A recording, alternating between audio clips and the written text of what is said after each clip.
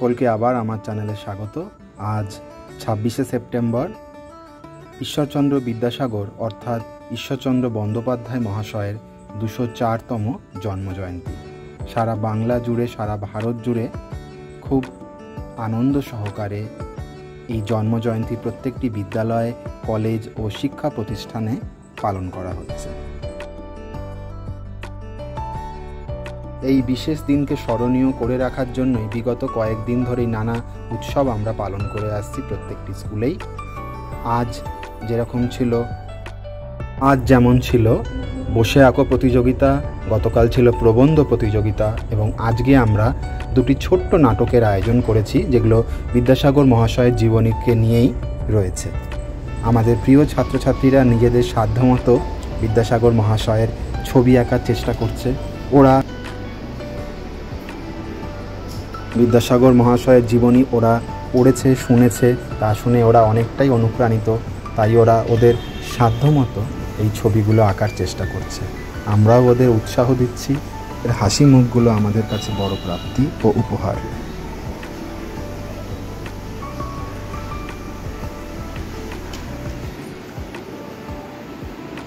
সরে যা।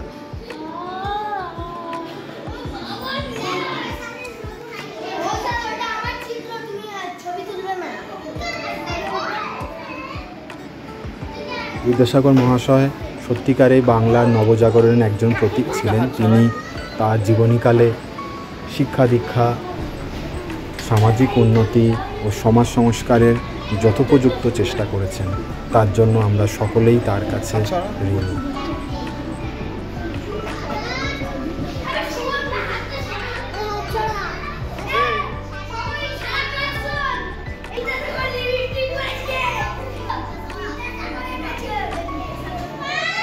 যেহেতু তিনি বাংলার সন্তান, তাই বাঙালি হিসাবে আমাদের অত্যন্ত গর্বের দিন আজকেই, যে বাংলার মেদিনীপুর জেলার বীরসিংহ গ্রামে এই বীর প্রতাপ সন্তান জন্মগ্রহণ করেছিল, তা সত্যিকারই ধন্য।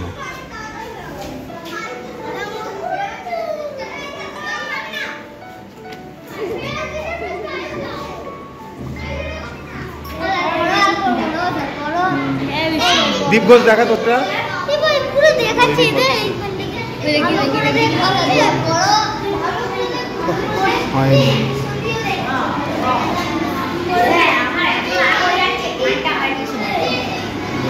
তৈরি হচ্ছে।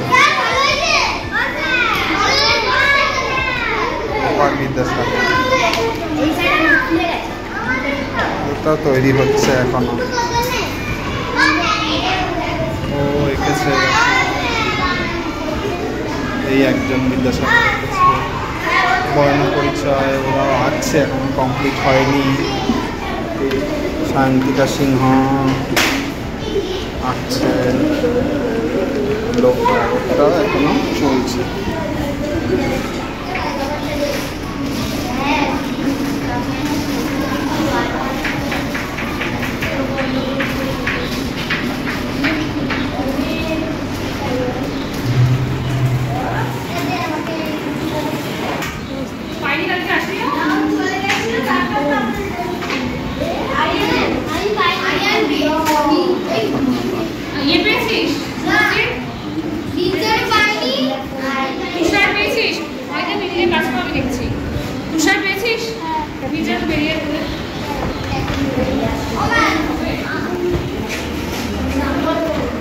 ওরা বই আঁকছিস শুধু, বর্ণ পরিচয় আর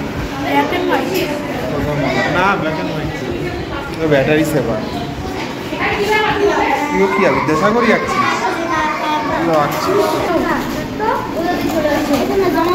ছোট আঁকা হয়ে গেলে সোজা হয়ে যায়, ছোট আঁকলে। বড় আঁকলে একটু কঠিন হয়ে যায়। ওরা এখনো ফিগারটা আঁকা হয়নি। অভিযোগ কিছুটা আঁকা করে ফেলেছে বিদ্যাসাগর। আমাদের বাণীমন্দির নামের সিএসপি স্কুলের পক্ষ থেকে একটা নাটক প্রকাশিত হচ্ছে। নাটকের মূল শিক্ষণীয় বিষয় হচ্ছে হাতে একটি ব্যাগটি ছোট কিন্তু মানুষ যে সম্মানে বড় ডাক্তার বলে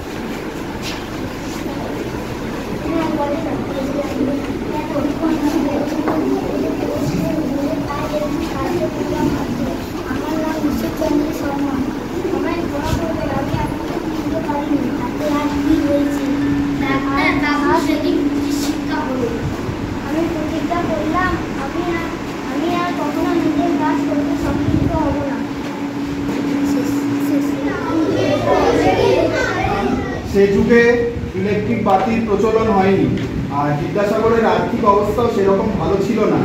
সে কারণেই তিনি যখনই সুযোগ পেতেন পাঠ্যপুস্তক নিয়ে পড়ার চেষ্টা করতেন। রাতের অন্ধকারে যখন অসুবিধা হতো তখন তিনি রাস্তায় যে বাতি জ্বলতো সেই গ্যাসের বাতির তলায় বসে তিনি পড়াশোনা করতেন। তিনি একজন অত্যন্ত মেধাবী স্টুডেন্ট ছিলেন। সে কারণেই তিনি বাংলা, সংস্কৃত, ইংরেজি ও নানা ভাষায় পাণ্ডিত্য অর্জন করেছিলেন। সেই জন্যই তাকে বিদ্যাসাগর বলা হতো। তার প্রকৃত নাম ছিল ঈশ্বরচন্দ্র বন্দ্যোপাধ্যায়। পরবর্তীকালে তাকে দয়ার সাগর হিসাবেও আমরা চিনি, কারণ তিনি স্ত্রীদের বা মহিলাদের শিক্ষা দীক্ষার জন্য অনেক প্রচেষ্টা করেছিলেন।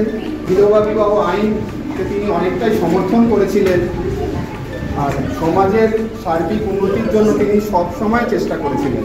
তিনি প্রকৃতই একজন সমাজ সংস্কারক ছিলেন। বাঙালি হিসাবে তার কর্মসূচিকে আমরা শ্রদ্ধা করি, আর আমরা চেষ্টা করি যাতে আমাদের ছাত্রছাত্রীরাও তার জীবনী শুনে অনেকটা অনুপ্রাণিত হয়, তারাও অনুসরণ করে চলতে পারে, এটাই আমাদের কামনা।